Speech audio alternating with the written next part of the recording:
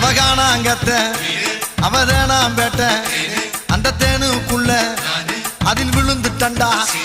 அவ அடி எடுத்து நடந்து வந்தா கொடி பிடிக்கும் கூட்டம் அவ கொம்பு தேனு தோட்டம்